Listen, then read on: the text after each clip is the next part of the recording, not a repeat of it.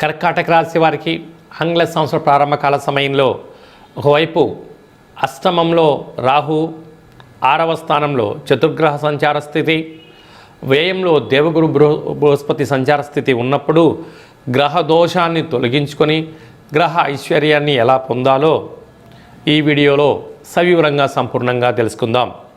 కర్కాటక రాశిలో ఏ నక్షత్రాలు వస్తాయనగా పునర్వసు నక్షత్రంలోని చివరి పదం 4వ పాదము, పుష్యమి నక్షత్రంలోని 4 పాదాలు, ఆశ్లేష నక్షత్రంలోని 4 పాదాలు కలిపితే కర్కాటక రాశి. రాశాధిపతి చంద్ర భగవానుడు.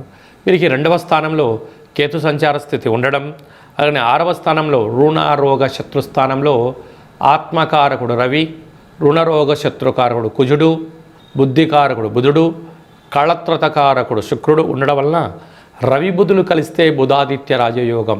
ప్రభుత్వ ఉద్యోగ ప్రయత్నం చేసేవారికి చాలా మంచి కాలం. ప్రైవేట్ రంగాలుగా ఉండబడిన వారికి ప్రమోషన్స్తో, గృహ మార్పు, స్థల మార్పు, ఉద్యోగ మార్పులలో ఊహించనంత మంచి రోజులు ఉన్నాయని చెప్పి గమనించగలగాలి. అలాగనే వివాహ ప్రయత్నాలు చేస్తే కాలం కలిసి వచ్చే అవకాశాలు చాలా అధికంగా ఉన్నాయి.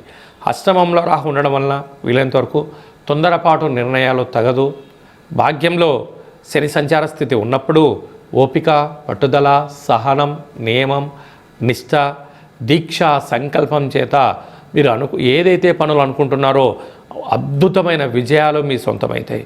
వ్యయంలో దేవగురు బృహస్పతి సంచార స్థితి ఉన్నప్పుడు తల్లిదండ్రుల మాట, ఆధ్యాత్మిక చింతన, దేవతారాధన చాలా అవసరం.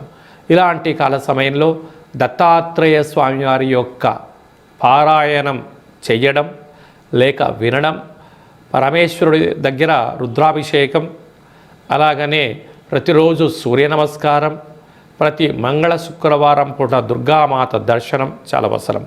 కనుక ఆంగ్ల సంవత్సర ప్రారంభకాలం మరియు పూర్ణిమ తిథి అందున తెల్లజిల్లేడు వృక్షం దగ్గర పూజ, ఆ తెల్లజిల్లేడు పుష్పాలు తీసుకుని వచ్చి మహాదేవుడికి పుష్ప అలంకరణ చేసినట్లయితే సకల దోషాలు తొలగిపోతాయి.